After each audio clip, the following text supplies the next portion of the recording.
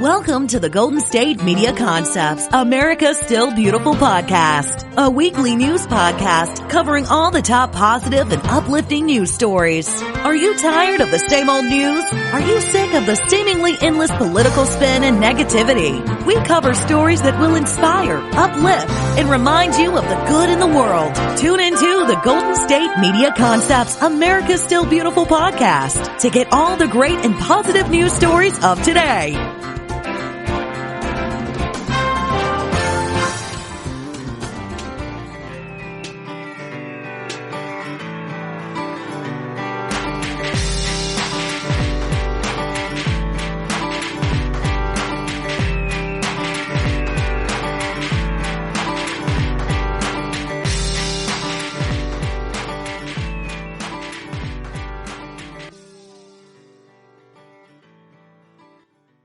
Hello, friends, and welcome to another episode of America Still Beautiful, a podcast brought to you by the GSMC Podcast Network. I'm your host, Brooklyn Tanner. Thanks so much for joining us today. It is August 7th. It's Friday. You made it to the end of the week. Congratulations. It is already a week into August. How exciting. August 7th is National Beach Party Day. Oh yeah, that sounds really awesome. I'm sure most of us are not near a beach at this time, and many beaches are still closed.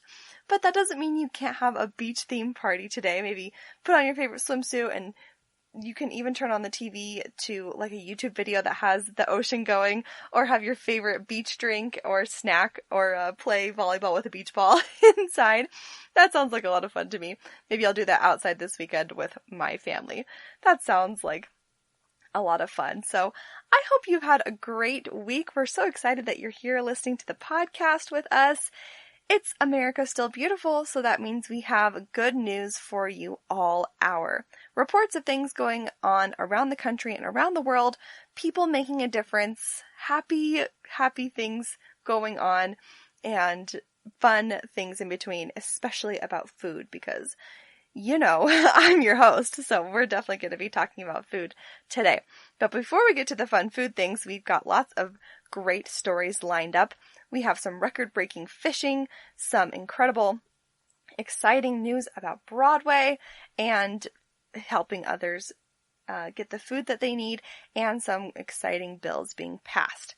Now, before we get into the stories, I want to spend some time thinking about what is one good, positive, happy thing that has happened to you this week. Go ahead, pull out your phone unless you're driving, and maybe send a text to yourself or write in a little note. What's one good thing that happened today? You can even write it in an event today on your calendar. One good thing that has happened to me is spending time with some relatives, just being able to talk to them. Just some relatives I hadn't talked to in a while, people that are around my age but that had really grown up since the last time that I talked to them. It was really refreshing, and it was so nice to chat with them, see what they're interested in, see what they're doing in their lives. So that was really positive for me. What's something positive that happened to you this week? I hope that you wrote a little something down, and if you feel so inclined, you can also let us know in the comments of today's post on Instagram or Twitter. We would love to hear the positive things happening to you in your life. All right, next we want to think about one thing that you're excited about for the weekend. Like we said, it's Friday. It's National Beach Party Day. It's any reason to celebrate, right? So what is one thing that you are excited for this weekend? I'm trying to think. I love weekends, of course. I think I'm excited to look for more stories for the next podcast and also spend some time with my parents. I think that they're great humans. I'm lucky to live near them. So I think I'll get to see them this weekend and have some dinner with them. That's really exciting for me. All right, are you ready to get into our headlines today? We've got some really great stuff. First up, diving right in, New Zealand has passed a substantial bill to ensure pay equity between men and women. This is absolutely fabulous. Of course, it is not a new thought that men and women should be paid at the same rate for the same type of work. And pay discrimination based on gender, of course, is something for the history books. Time gone by. And New Zealand is making it official with their bill. New Zealand's parliament has unanimously passed an equal pay amendment bill that ensures workers are not paid less because of their gender. I think that's really significant and awesome that the bill was passed unanimously, because, it really goes to show that, we're on the same page as a human race here, and so it's great that the governments are catching up to that, because there's always progress to be made, of course, and so we're doing it as we go along. So the equal pay legislation goes beyond ensuring men and women are paid for the same work, which has been enshrined in New Zealand law since 1972. This isn't the first change to that system. The amendment bill focused on pay equity by ensuring women in historically underpaid female-dominated industries receive the same they receive the same pay as men in different but equal value work. This is really good news. The new bill makes it easier for workers to lodge pay equity claims because it sets clear guidelines for comparing pay between women in female-dominated professions and men with substantially similar skills, responsibility, and service in male-dominated occupations. The Prime Minister, Jacinda Ardern, has promised to amend the existing legislation since she was elected in 2017. She is just such a well-spoken, great-seeming lady, and she's done a great job in her post as Prime Minister. She says, in 2017, we said we'd fix the legislation aimed at addressing historic inequalities in pay for women. Today, we have. The bill delivers on our promise to create a more equitable New Zealand by making it easier for employees to raise a pay equity claim and by encouraging collaborative mediation before issues are escalated to the courts. To everyone who got us to this point, for all the years of hard work, thank you. I love that she's such a positive force for good in her country. That's really, really great. I think there's a lot of good things we can find in many politicians because they're often in the interest of making their country better, right? So that's such a great bright light shining right now in our world, and I'm so glad that we could learn about it. A member of the Pay Equity Joint Working Group, alongside various employers and government representatives, said that the bill's passing is one of the most substantial moments for gender equality in New Zealand in decades. That is so exciting to have such a bright moment in history, right? So the president of the NZCTU said, working women have been campaigning to equalize the gender pay imbalance for decades. The passing of new equal pay law provides structure and support in fixing the systemic problem of paying women less because of their gender. And the Labour MP, Analia Kanangatas, also labeled the bill as a win for Pacific women in New Zealand, who are among the nation's lowest income earners, according to Radio New Zealand. This is a big win, of course, when inclusive laws and guidelines are in place, better opportunities can happen for everybody, right? So that's a big win. And I love how earlier it said that clear guidelines are in place, right? I think in anything in our lives, when clear communication, clear guidelines, clear boundaries are communicated, then that's when you can succeed in making change that needs to happen and also working together as a group to accomplish the things that need to be accomplished, right? So what a win for New Zealand, and what a great example for the rest of the world. I think a lot of companies privately also are taking a stand and working hard to make sure all traces of discrimination are in the past, whether based on gender, orientation, race, anything. So of course that's really great, and we can personally do our best to help others and include them properly and with our votes, of course, right? Awesome. All right, next up, I have a very unique kind of story that stores are coming out saying that they are going to be closed on a very important day this year. I think this is very good news. It might come off negative at first, but truly, I think there's some really good perks about this. So big retailers starting with Walmart and also Target, Best Buy, Kohl's, and Dick's Sporting Goods, and many, many other stores have announced that they are going to be closed the entire day on Thanksgiving Day. Now, this is a big and nationally recognized holiday in the United States, and I mean, in the beginning, I think that's a day where most stores were closed, but traditionally we have what's called Black Friday after Thanksgiving, right? It's a day where many stores have huge sales, people run in to get their holiday shopping done, get the crazy deals mostly on electronics and anything really, and then it's followed by the crazy Cyber Monday where online shopping deals take place, right? And so that typically herds in a ton of people into any given store at once, and slowly over the years, the hours of stores opening have been creeping up and up and up. So maybe a store used to open on like 7 a.m. on Black Friday, but then it got earlier and earlier, and it was midnight on the night of Thanksgiving, and now, through the past few years, the stores have been open like all Thanksgiving Day for the Black Friday deals, or in the afternoon, and like that, to me, just kind of discourages the whole point of Thanksgiving, is to be thankful, be with your family or those you love, and enjoy the things that you have, right? But of course, we all love a good deal, but it's really nice to see stores prioritizing other things than opening their sale earlier. Of course, this is spurred on by the COVID-19 pandemic, where they feel it's more wise to have a smaller time frame where lots of people come into the stores. But I think it's really great for the employees to be able to have their store closed on such a big holiday. So hopefully that will increase quality family time as well.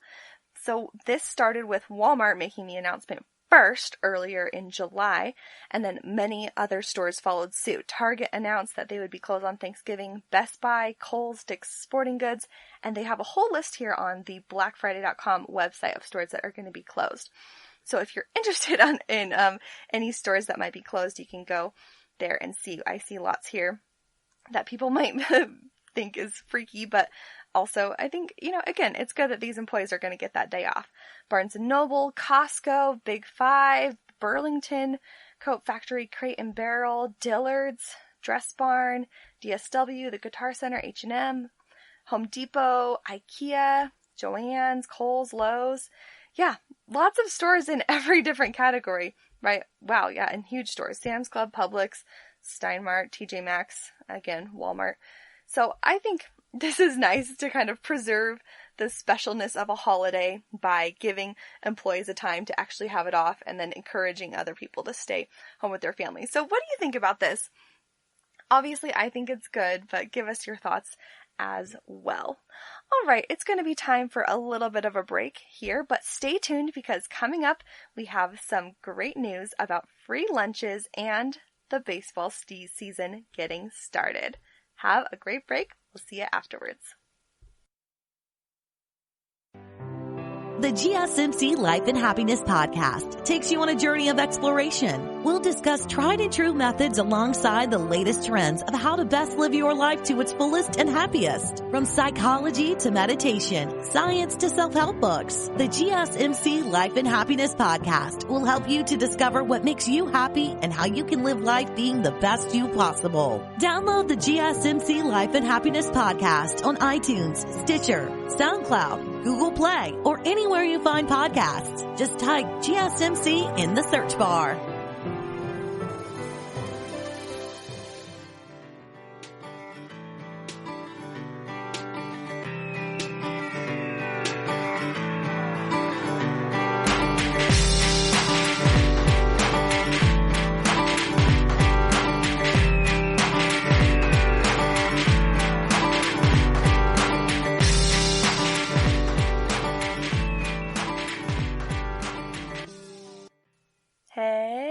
And welcome back to GSMC, the America Still Beautiful podcast. Thanks for sticking with us through the break. There's more great stories to come right now. All right, many things have been shut down due to COVID-19, right? But sometimes there are things that get shut down, and then that causes a lot of repercussions for other things to go down as well that maybe we don't think about. So one thing that I have noticed in articles coming up that has been well taken care of is that meals are being served coast to coast from schools even over the summer here, right? So it's really incredible to see how wonderful this is. So many students often eat meals in their school cafeteria, right? Elementary school, middle school, high school, they get their meals from the cafeteria most often.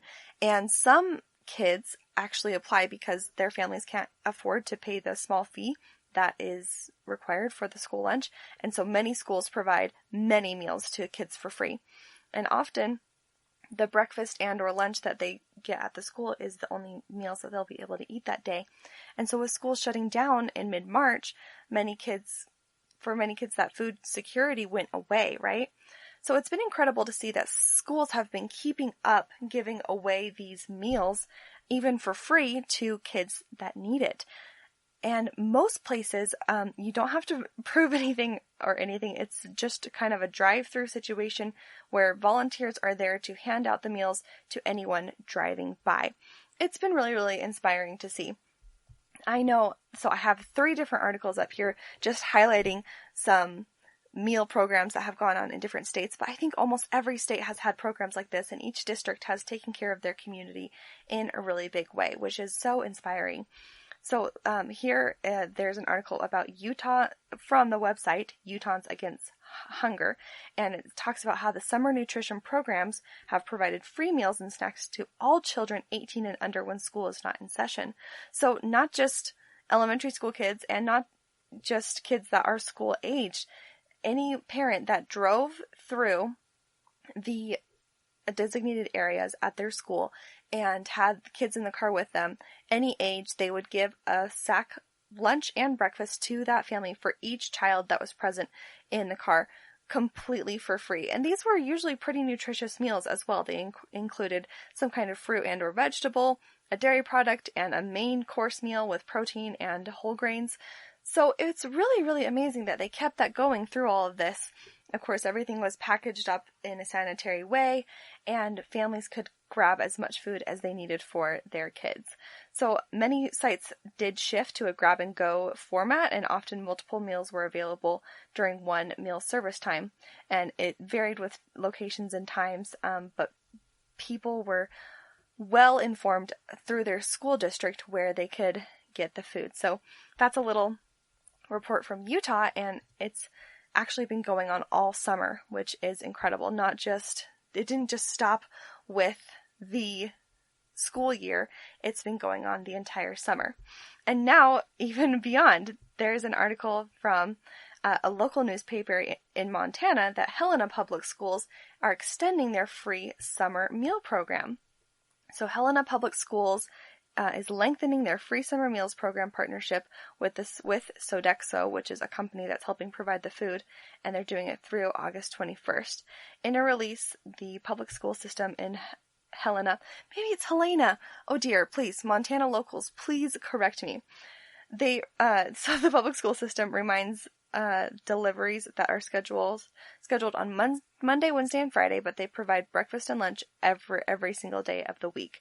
And then they list all of the many pickup locations and times that are available, mostly at local stores and schools, so families can easily access the food that they need for their kids.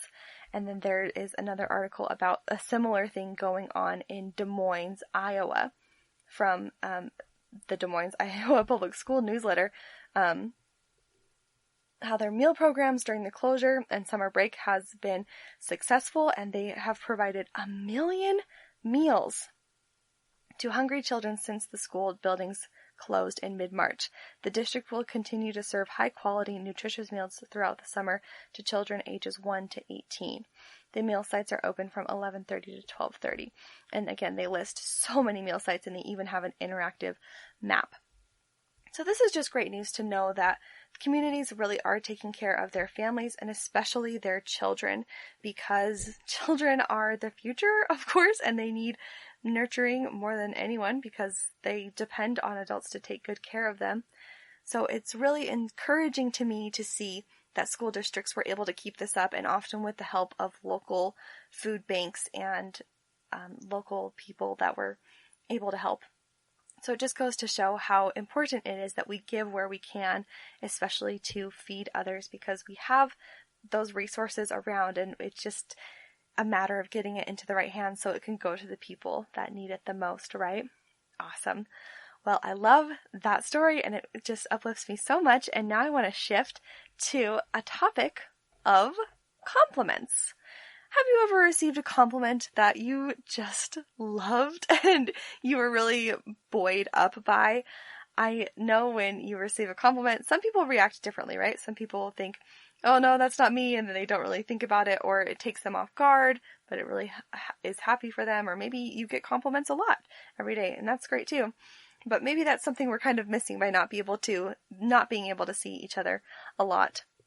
So I wanted to share this little post I saw on Facebook. Somebody asked on their Facebook page, what is your favorite compliment that you've ever received?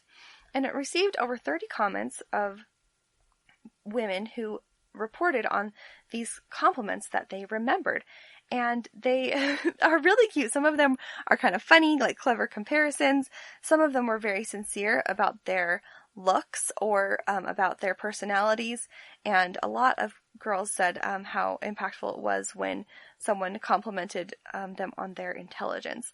So some of the fun ones are, one girl said, I hate my teeth. I'm insecure about them. So whenever someone compliments me on my smile, it makes my day.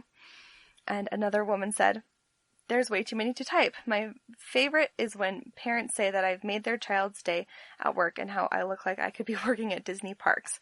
I miss doing birthday parties and events with kids. I love that when people notice that somebody loves their job and says that they're good at it. I think that's a really great way to give a compliment.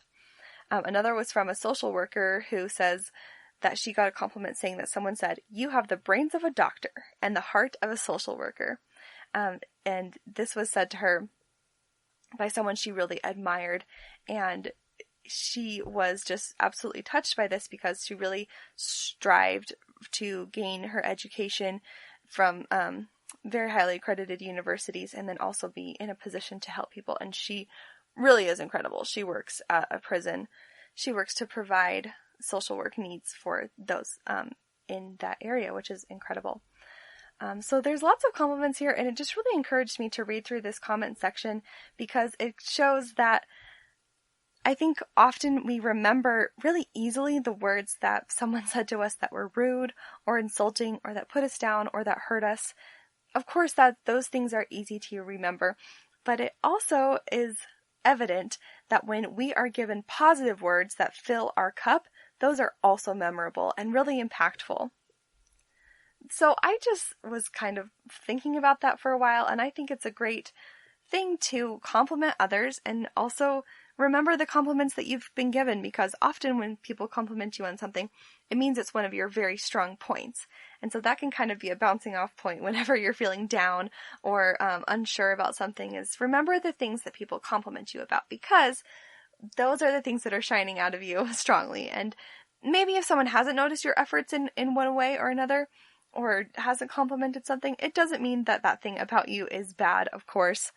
But we can be uplifted by the words of others so long as we remember them, right? So I was reading through this and I kind of noticed 3 different things that can help us to utilize compliments in a way in our lives that could be helpful. So number 1 is that compliments really stick with people. Reading through this comment section, people were talking about comments that they got years and years ago, but they could still remember them. And what do you lose by giving somebody a compliment? Absolutely nothing, right? If you notice something that you like about someone's appearance, or they have impacted you in a very small or very big good way, why not let them know? It's so great to think of something about somebody that you like and then tell them about it. That's just filling up their bucket, and it really fills up your heart too with happiness knowing that you've made somebody else happy. The second thing is that I call it the 3 S's of compliments, that these compliments that the girls remembered were sincere, so specific, and given with a smile, right? So with a smile meaning a positive attitude, being happy for them about what's great about them. And specific. I think when we give specific compliments, it's even more impactful. Any compliment is good, but I think instead of just saying, oh, you look good today, if you say, wow, I think your outfit goes together so well, or your hair looks great in this way that you don't usually do it, or something like that. Or, I love how you saw a need in that person's life and then you just like went right for it. You weren't shy. I love that attribute about you. So if you can pick out something specific that you like about someone's personality or outfit or behavior, then I think that they are really uplifted by the fact that they are noticed. People want to be noticed for good things, of course. So when we're specific about it, that can make our compliments even more impactful. And of course, it's important to be sincere. So we don't want to give compliments that we don't mean, right? So if you don't, it just kind of goes back to one of those old adages that really is true. If you don't have anything nice to say, maybe don't say it at all. And if you're trying to force out a compliment and it's just not something that you're feeling right at that moment, that's totally fine. You want to be sincere about your compliments. And then when you do give a compliment, you want to believe it yourself and then make some eye contact or, talk to that person personally and with sincere language. Let them know what you feel about this positive remark. And again, these things don't have to be like grand and eloquent statements or anything, or like a long letter at all. Just a quick compliment that is sincere and given with a smile and specific can be super impactful. And that's what compliments are, right? Just really short little things that help. Now, the third thing I loved about this is that obviously these compliments stuck with these women because they actually listened to the compliment. I think I'm very guilty of this, and maybe you are too, of if somebody compliments you, maybe you don't feel that way about yourself right away, and so you immediately dismiss the compliment. So maybe someone says, "Oh, you look great in that dress," and you think, "Oh no, there's this wrong with my thighs, and I don't like how my stomach looks, and I didn't really sleep last night, so I don't look good." Those self-deprecating thoughts can really get to us and then prevent us from the positive input that some people are trying to give us. And really, it can only help you if you accept the compliments as they come. So the next time somebody compliments you and you're tempted to come back with a defense, wanting to say no, maybe consider saying just thank you. Even if you don't agree with the compliment right away, just by saying thank you recognizes that you appreciate their effort to be positive and their kindness in reaching out to you. Maybe some people are really shy and it takes a lot of courage to give a compliment, and so being grateful can really fill their cup back after you've filled theirs. So I really was inspired and enjoyed seeing that little article, just Facebook post about compliments, and so I thought that would be helpful in our lives.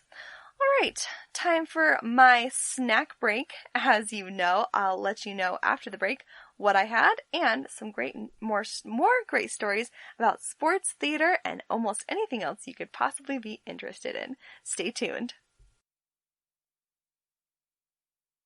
Tired of searching the vast jungle of podcasts? Now listen close and hear this out. There's a podcast network that covers just about everything that you've been searching. Hey! The Golden State Media Concepts Podcast Network is here. Nothing less than a podcast bliss with endless hours of podcast coverage. From news, sports, music, fashion, cooking, entertainment, fantasy, football, and so much more. So stop lurking around and go straight out to the Golden State Media Concepts Podcast Network. Guaranteed to fill that podcast itch. Whatever it may be. Visit us at www.gsmcpodcast.com. Follow us on Facebook and Twitter, and download us on iTunes, SoundCloud, and Google Play.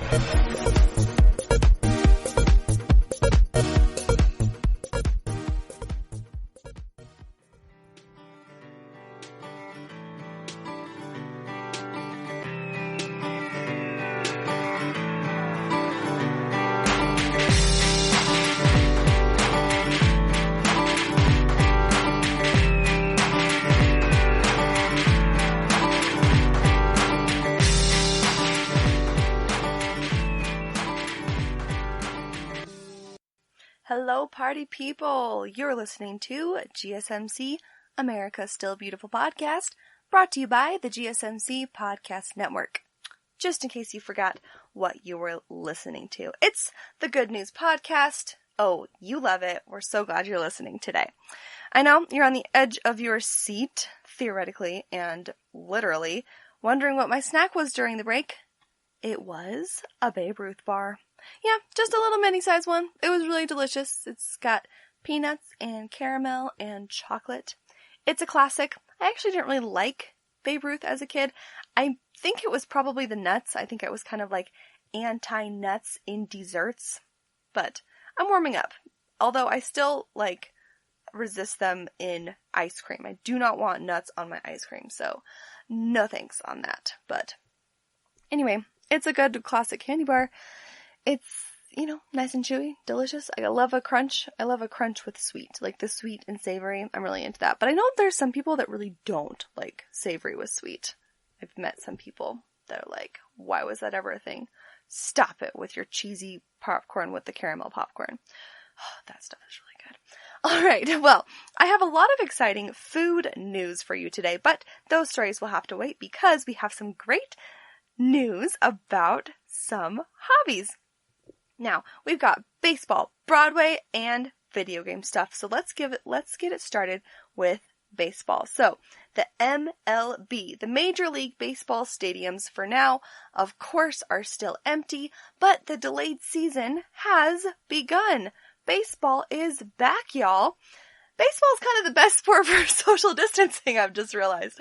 Maybe except for bowling or things you can do by yourself, but I mean, the players are literally spaced out over 6 feet apart on the baseball diamond. I mean, they even have little squares, little bases and squares to stand on. So, just realizing, great social distancing sport. Bravo, baseball. Okay. Now, the delayed 2020 season turned out relatively strong numbers for people watching the sport on television. It's not clear how sustainable that trend will be or whether the season itself is sustainable after the COVID-19 outbreak. After there was a little outbreak there, the Marlins had 2 games get postponed on Monday, but evidence exists of pent-up demand during the long spring and early summer, including in New York, where the Yankees and Mets entered the season with high hopes. Obviously, baseball season usually starts in the spring, and many big fans buy tickets. They're ready to go. They want to see their baseball, so it's nice that there still was a good turnout on TV. So the season began on Thursday when the rain-shorted Yankees-Nationals game averaged 4 million viewers nationally on ESPN, the largest audience for an opening night game in ESPN history, and the largest for a regular season game on any network since 2011. Wow, 9 years, the biggest audience. The game averaged 7.8% of homes in the New York market, which is ESPN's best figure in the regular season since 2015. On Saturday night, the Yankees faced the Nationals on Fox, and the game's rating was 17% higher nationally than average for Fox Prime during the season. It drew a healthy 4.6% of homes in the New York market. Holy cow! That is a lot. I mean, all of New York and 4.6 were watching baseball. That is amazing. So on Sunday, another network, averaged 408,000 viewers for the third game of this series with a peak of 621,000. Woo! That is bam, filling up the virtual stadium. The game drew in an average of 3.6% of homes with a peak of 5.06%, solid numbers for an afternoon game in mid-summer. I mean, isn't that kind of an ideal way to watch baseball? You're not in the hot sun. You're in the comfort of your own home. No, there's no baseballs flying at your head. Maybe you can DoorDash some peanuts. I don't know. I know it's a good experience and maybe a nostalgic experience to go to a baseball game, but I'm a big fan of the AC situation. Yeah. All right. Well, as for the Mets, their opener against the Braves was also shown on ESPN, and it averaged 2.84 of the area homes and up 16% from last year's openers. So, even though the season was delayed, the fans are still willing. The fans are still standing, except for not in the stands. They are there to support baseball. So that is great news for baseball, that the game must go on and people are still getting their baseball. So that is really, really great news. And it's really great to see that positively the things that we love are continuing on and that we will get through the end of this, even if it's modified for a little while, right? All right, well, if you have not been living under the internet rock for a while, you may have heard of a little musical that was recently released on Disney Plus called Hamilton. Yes, you know I had to slip some Broadway news into here. It's one of my favorites, and Disney Plus obviously had huge success in drawing people to their streaming platform to watch the pro shot of a musical, Hamilton, written by Lin-Manuel Miranda. The amazing musical premiered actually in 2017 and just kind of blew up the Broadway scene for a while because it's been by far the most successful hip-hop musical and historical musical of all time. I mean, it is just an anomaly on all sides. It's got incredible writing, amazing depiction of characters, and the kind of theme is the story of America yesterday told by America today. It includes a very diverse cast, diverse types of music. It's a pretty poppin' show. Now, Disney actually struck a deal with Hamilton, and they were going to release the pro shot of Hamilton in October 2021. However, as you know, Hamilton they surprised us and came out with it this year on July 3rd. A ton of people tuned in. People are absolutely loving it. So if you're not sure, a pro shot is when a Broadway musical or a stage musical is filmed in order to be viewable on screen. It's really a tough and very expensive thing to do, but Hamilton's a very worthy one to film, and so it was pretty exciting that big of a show became so much more accessible for lots of people to enjoy, even though they couldn't travel to New York, and especially because it's not playing now because theaters are closed. Now, after that success, I think a lot of us theater heads over here were hoping that more filmed musicals would come to the streaming platform, and our dreams are coming true. First of all, we have Disney Broadway's Aladdin coming to Disney Plus sometime soon. So with the recent success of the Broadway musical Hamilton, many are excited very much about this news. So Aladdin is the first one up, according to the InsideTheMagic.net website. They report that Disney's hit West End musical Aladdin was already filmed for a worldwide release right before it closed in London last year. And they also report that Disney was actually planning to release Aladdin earlier this year. However, those plans changed when they suddenly decided to release Hamilton so much earlier than originally anticipated. So that kind of took the place of that. I don't think we're complaining, but I'm still excited to see the Aladdin Broadway musical. So it's no surprise that Hamilton was a big success, and theater lovers will probably stick with the platform to be able to see Aladdin live from the West End just before the end of this year. That is when it's rumored to come out, is just before the end of the year. Now, Aladdin, live from the West End, opened at the Prince Edward Theatre on June 15th, 2016, and closed 3 years later. That is an excellent run for a show, 3 years. People love the story of Aladdin, and they even came out with a new, live-action Aladdin movie last year. Now, the previously recorded live recording will feature the Broadway cast members, Trevor Dion Nicholas as the genie, and he is joined by other cast members from several different productions of the Disney theatrical production of Aladdin from all around the world. I think that's a really cool element, how they're incorporating different actors from different productions to kind of come together in a little best of the best kind of thing. So, Filmed on Stage stated that a Disney representative confirmed the Disney theatrical production of Aladdin was recently captured on film, and they confirmed details that it would be coming soon. That is just really exciting. But that's not all. We also heard just a few days ago that the incredible, fantastic musical Once on This Island Broadway musical adaptation will also soon be coming to Disney+.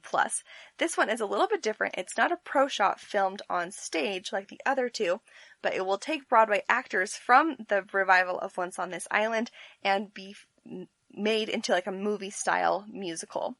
So according to The Hollywood Reporter, this show is going to be based on the musical, which is based on the book My Love, or The Peasant Girl by Rosa Guy.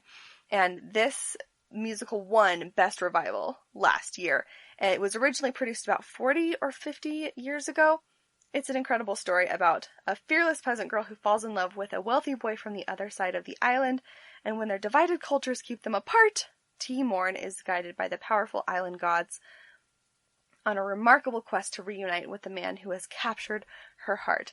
A love story, a story of culture and family. It's a really exciting one, and I love the music in this one.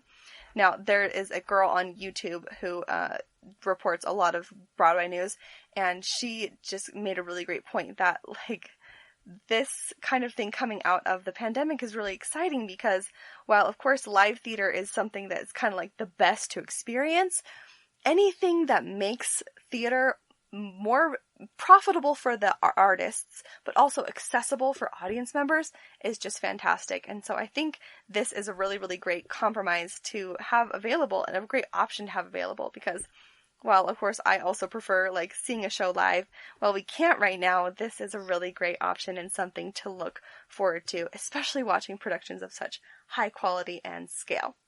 Alright, I'm not a big theater nerd or anything, you don't think? I don't know. Well, thanks for letting me talk about those things, but maybe if you're not so into theater, but you like a controller in your hand, you will enjoy this next story about video games. Now, the New York Times have reported that, like old Hollywood movies, video games get polished for new audiences. This really has been the last couple years of nostalgia, right? Has your favorite sitcom been revived yet? I know a couple of mine have. I think companies and entertainment industries and writers are really catching on to the nostalgia trend, and that is coming up in video games as well. Nostalgia has always had a powerful source of revenue for Hollywood, and it turns out it's equally lucrative for video games. From the beginnings of the likes of Pong, a two-dimensional table tennis game, the incorporating these nostalgic elements into video games has always created great success for games. Over the years, memorable games have garnered strong followings. In this article, Doug Clinton, a managing partner for the venture capitalist firm Loop Ventures, which is a firm that focuses on emerging gaming, says, I think nostalgia is the major driving force for success of a remake. Any game that doesn't have meaningful nostalgic value isn't likely to be successful. It's really cool that we are moving into an era where we've had a lot of really great entertainment come before us, right? And while people are still making new things and innovative things, we can kind of look back on those things that we've loved before and then incorporate some more modern elements into them to make an even more fun and better experience. And I think like there's something to be said about that good feeling about the past, or maybe video games that you played as a kid, because it was a simpler time, mostly, and you don't worry about as much things as a kid, most likely. And so incorporating those nostalgic elements into newer games can be really, really awesome. So Elise Knorr, who's an assistant professor of English at Regis University, and she's an author of a book called Super Mario Bros. 3. She has a little comment to say about it. She says, because you can actually revisit those virtual spaces, it's more of a powerful type of nostalgia. It's the same when you go back to it. It's the same as when you were 7. So she's actually commenting on a game that can be done in VR, virtual reality, or AR, augmented reality. And that's when you kind of put on a headset and glasses to mimic the feeling of actually being in somewhere, like inside a game. I've played a couple games like that, and it is so incredible. Now, another thing that's been super popular this year is Animal Crossing, and I have actually jumped on the wagon because I logged a lot of hours as a 10-year-old on my Animal Crossing city. I really loved the simple and lighthearted and fun nature of the game. And so when they came out with a version for the Switch, I kind of got it as a gift, as a surprise. And I really, really enjoyed playing it because it does have those nostalgic it has like the nostalgic, all the same characters and that nostalgic feel because you get to do some of the same things, but they have added so much and it just really makes me feel like I've leveled up. It's lots of fun. So whether you're into sports, video games, Broadway, or even something else, I hope you liked those stories about fun things coming on and going on right now. Let us know on our Instagram, Facebook, or Twitter page what your hobbies are and what you would like to hear more stories about. We're always welcoming your feedback, and we would love to know what kind of things you'd like us to keep up on, so we can get you the good news about the things that you love. All right, coming up next is our exciting and fun food news. So don't go away. Want to find out what movies to go see? Then check out the GSMC Movie Podcast. It's your ticket to the latest movies, whether it's a new blockbuster event, romantic, comedy, or action flick. This show has got it all covered. They talk some what to go see now. Don't bother. What's hot on Netflix and everything in between. That's gsmcpodcast.com/movie-podcast. When it's all about the movies, it has to be this new show. Don't forget to like them on Facebook and follow them on Twitter. Visit gsmcpodcast.com for more info.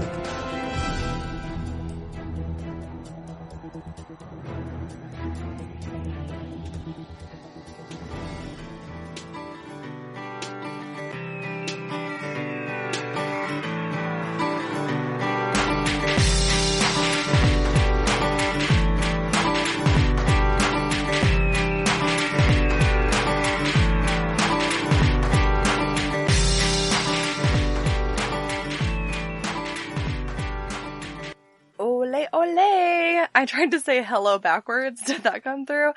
I don't think so. All right. Well, welcome back to America's Still Beautiful, a podcast brought to you by the GSMC Podcast Network. Thanks so much for hanging out with me today. My name's Brooklyn and I love food. So let's get on to our fun, good news about food. This is a big one. It's good news, but it could be a little controversial. Are you ready? Please prepare yourself. Are you sitting down? It's official. According to CraftHeinzCompany.com, the official source, people, it is official.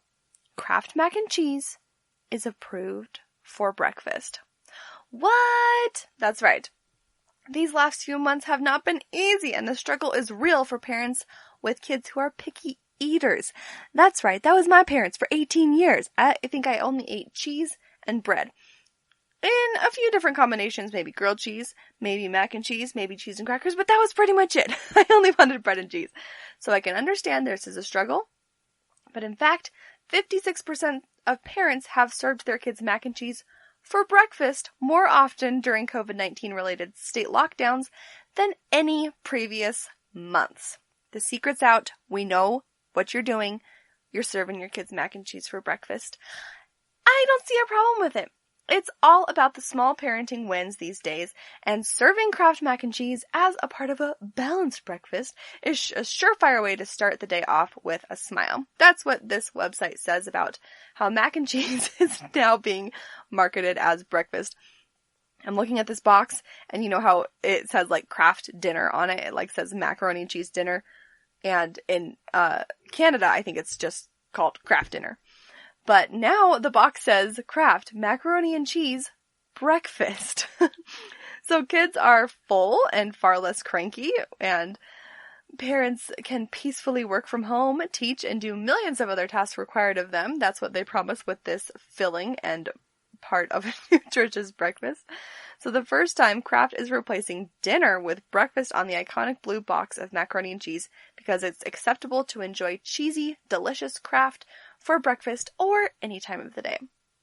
I'm not gonna lie, this is not new to me at all.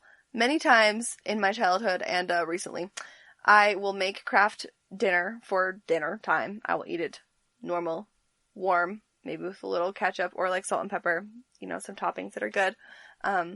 as I've gotten older, kind of added some protein or broccoli or something, try to be more of an adult. But I'll make the Kraft dinner, save a serving, put it in the fridge, and then I'll have that for breakfast because I love that cold, squishy macaroni for breakfast. So this is good news to me. Now, Kelsey Koperstein of Kraft Heinz says, as a brand loved by the entire family, we've learned that Kraft mac and cheese isn't just for dinner. A Kraft mac and cheese breakfast is a win-win for families at a time when they need all the wins they can get. So starting today and ending today, one day, Kraft is giving away a limited edition Kraft mac and cheese breakfast box. Each box includes a placemat for kids to color while the mac and cheese is being prepared, and a magnet with breakfast topping suggestions like crumbled sausage, bacon, or scrambled eggs, a mug for serving, and of course, the original Kraft mac and cheese with special breakfast packaging.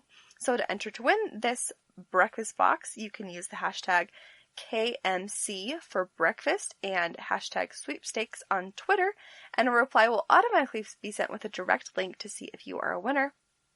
And you can enter for a chance to win on their website as well, Kraft Heinz Company.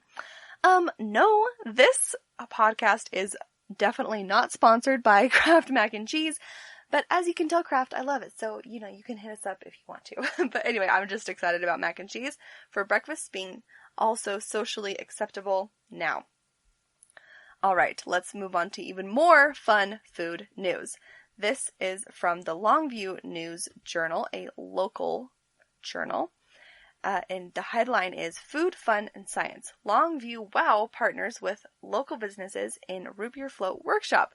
This is really cute. The cover has pictures of two kids, and they are working hard. This cute girl is like kind of looking and mixing, and the little boy has evidently had something go wrong, and he's not loving the taste of his Root Beer Float. So this is a really fun event where 8 young scientists screamed for ice cream and root beer while they learned about states of matter at the Longview World of Wonders. The Longview World of Wonders is partnering with local businesses to provide fun educational workshops for youngsters while also partnering with area foundations to provide need-based scholarships. In this week's workshops, attendees used microscopes to learn about living cells around them by extracting DNA from strawberries, and then found out all about the different types of matter making root beer floats. Yeah, extracting DNA from strawberries sounds a lot more pleasant than the organisms I had to extract DNA from in science class in school. Well, on Wednesday of this week, the guest instructors Macy Barnert of Wild Honey Creamery and John Oglesby, wow, they both have really fun names, of Oilhurst Brewing Company. These are 2 Longview local businesses. They led a discussion on how matter relates to root beer floats. Gas, liquids, and solids. So there's like gas in the root beer to the yeast, that makes it bubbly, and then liquid, obviously, with the actual soda, and then ice cream starts as a solid and then melts into a liquid as well. So what a great and delicious way to learn about science. I loved it. I love it. So the assistant director, Ashley Perkins, said, we nicknamed it Tasty Matter because with a root beer float, you can see all the stages of matter. They get to see churned ice cream and see the separation, and they're going to get to play with the carbonation with Coke and Mentos. So it's a fun way to learn that you wouldn't get to do in your regular classroom. This workshop was a little bit of science, but also really tasty. I think this is such a great idea because you start learning important scientific principles with something that you're actually super interested in. So I think it would be easy to get me to pay attention to ice cream. And the instructors showed how children are able to see the ice cream in its liquid form before it's being churned, and then the freezing becoming a solid. The smaller the ice crystals are, the more creamy it is, she let them know. I never knew that. That's really, really cool. The class gathered together and watched a small ice cream machine churn, and 6-year-old Caleb Percy quickly asked, can I taste it now? It's kind of like, are we there yet? Can we taste it? She said that they had already made some ice cream for them to have after they learned about it. So then the children go on to report their favorite flavors and what they learned about ice cream in this awesome workshop. So what a really great idea that families could send their kids to this very small workshop. Obviously, there was only 8 kids there, but really, really great opportunity for them to learn about science in a way that was applicable to them, and sweet, sugary fun. Oh, that was really, really fun. Thank you so much for listening to our stories today. Of course, we want to give you a little bit of a quotation to go off with today. So the one I chose is by Franklin D. Roosevelt. He said, and you may have heard this before, this is a great one: "When you come to the end of your rope, tie a knot and hang on." That's from Franklin D. Roosevelt. I really like that one because I think we all feel like that maybe at certain points this year, and any time when something's difficult, you really can't ignore it. We can't just push it aside with positive thinking or anything, because those things are difficult, and one way or another, they'll really get to us at some point. So it's important to accept that things are hard, or maybe you're having a challenge, something difficult is going on. However, staying positive really can give you the stamina to get through that thing that you are struggling with, right? So don't ignore the difficult feelings, but do things that keep you positive, keep you uplifted, and keep you rested and cared for, so that you can have that stamina to push through the things that are difficult. I hope that this podcast is something that is uplifting for you, so you can go through your day with a more happy spirit and hopeful understanding of the world, right? So another way that you can keep going and tie that knot at the end of your rope to hang on is to, like we talked about, compliment somebody or serving others, right? Giving away a little bit of love and hope is a great way to increase your own. That's a really cool thing about giving, is sometimes if you give away like something in your house, or you give away money, it's gone. You don't have it anymore. But that's not how love works. When you give love away, then you really just have more, because it increases as you give it more and more away. All right. Thank you so much for listening to the GSMC America Still Beautiful podcast. It's brought to you by the Golden State Media Podcast Network. Please subscribe to the show so you can continue to enjoy our episodes, and follow us on social media. We are on Instagram and Twitter, so just search for America Still Beautiful there, and you'll see fun posts from Alyssa and I. Thanks again for listening. Be kind to others, because you are worth it.